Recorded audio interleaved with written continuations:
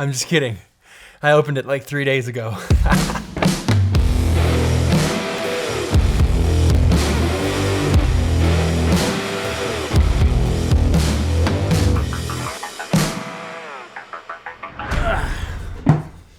Okay, let's talk about the iPad. Let's talk about the Magic Keyboard. Let's talk about all things mobile computing, mobile life.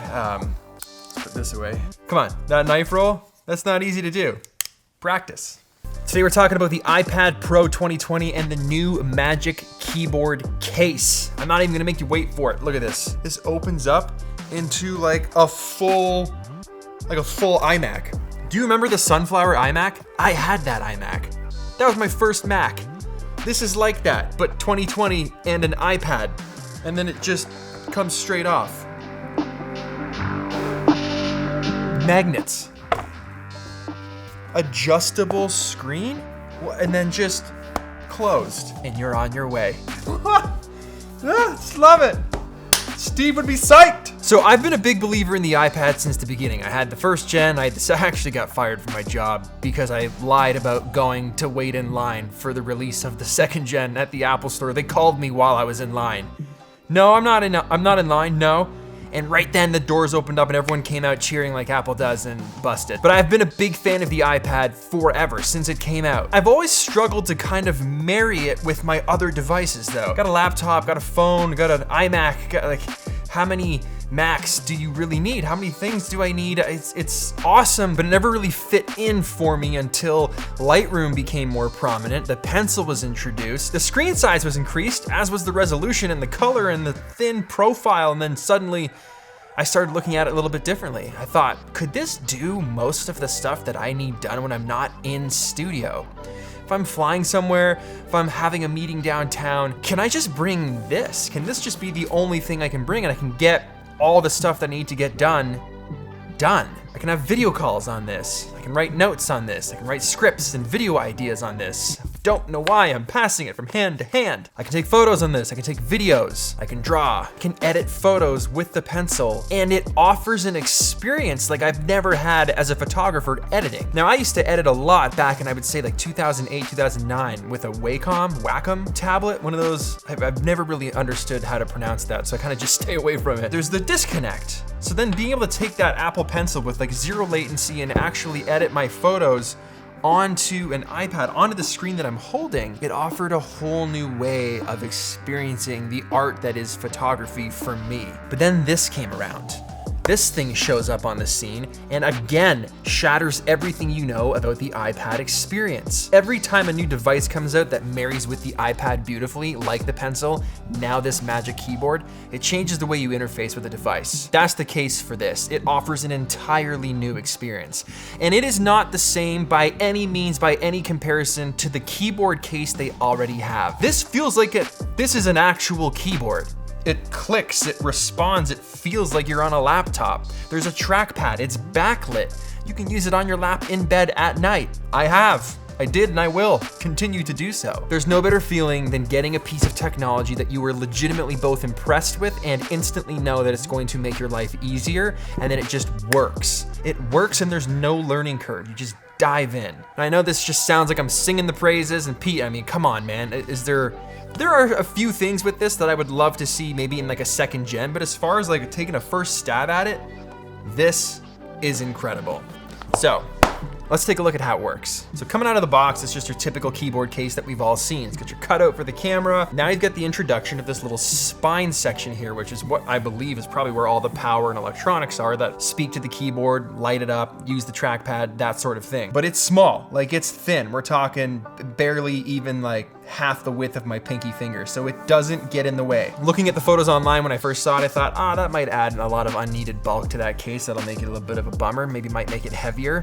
Now it's definitely heavier. On that note, it does add some weight to the iPad. You've got something that's extremely thin, very lightweight, feels good, and then you stick it on something that weighs almost more than the iPad itself. I don't know the actual specs on that, I should look that up. However, let's keep going. So when you open this case up, it's rigid. Like it doesn't just flop open.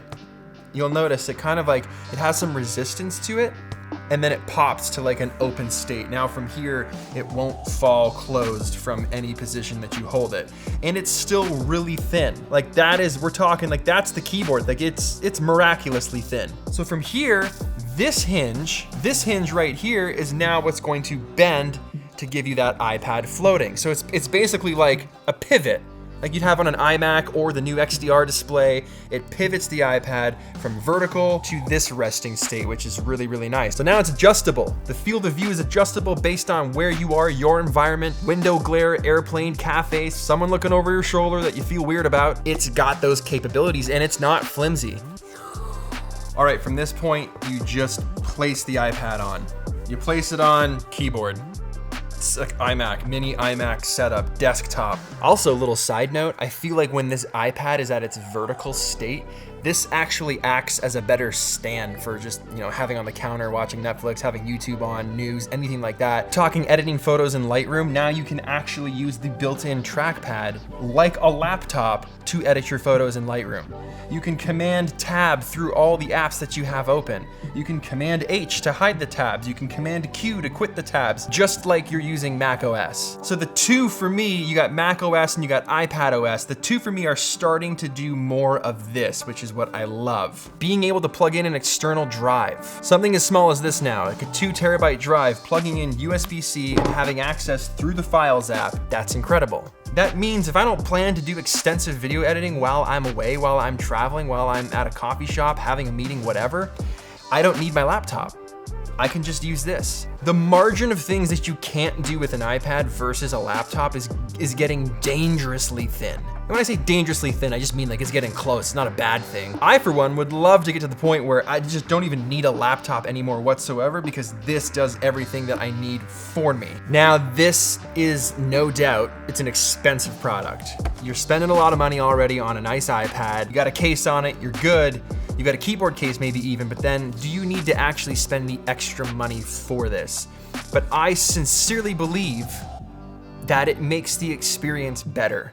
If iPad is something that you're willing to throw down on and you're all in for, you want it to work even more for you, then this is a no-brainer. If you're kind of on the fence with an iPad and you're like, that's pretty cool, I don't see you needing to spend the extra money on something like this. But if you are someone that is already super pro iPad, team iPad, it's working for you, you're loving the pencil, you're loving the experience, you're loving the immersion of the artist and the device, no longer being separate things, but being more of one thing, one connection. And you wanna take that further to make that experience even better, this case, it's gonna blow your mind. Let's talk about something that bothers me about it, okay? The one thing that bothers me about it is when you are set up and you're in typing mode. I actually wish the case, and I get that it has to be the exact size of the iPad because it would drive me probably even more crazy when I shut this right here. If when I shut that, if the iPad wasn't flush with the end of this case, I'd go crazy. But at the same time, you can't have your cake and eat it too because when this thing pivots and I'm typing, my fingers right here get in the way of the bottom of the iPad. So I find myself wanting to push it back and tilt it.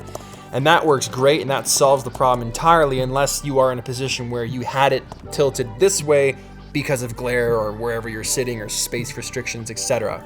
So it can get a little weird sometimes with your fingertips in the bottom of the iPad.